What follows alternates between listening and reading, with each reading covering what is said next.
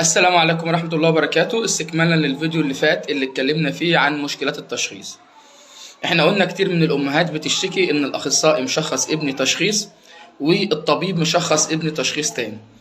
كتير من الأخصائيين بيشتكوا إن أنا مشخص تشخيص والدكتور مشخص تشخيص تاني، والولد كان في مركز قبل ما يجيلي ومشخص تشخيص تالت. الحل إيه؟ الحل ببساطة إن أنا بعمل دراسة حالة. أنا ماليش دعوة الأم قالت إيه، ماليش دعوة الدكتور قال ايه، ماليش دعوة الاخصائي قال ايه، بستفيد منها كخبرات سابقة، لكن مش لازم يبقى ده التشخيص الصحيح.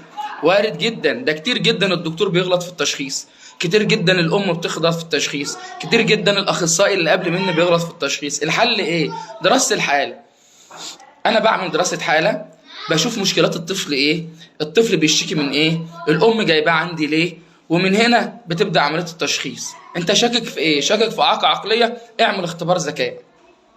شاكك في توحد؟ اعمل جيليوم او كارز. شاكك في صعوبات تعلم؟ اعمل مقياس صعوبات تعلم. شاكك في تأخر لغوي؟ اعمل مقياس لغة. يبقى الفيصل هنا دراسة الحالة والمقياس اللي انا بشتغل بيه.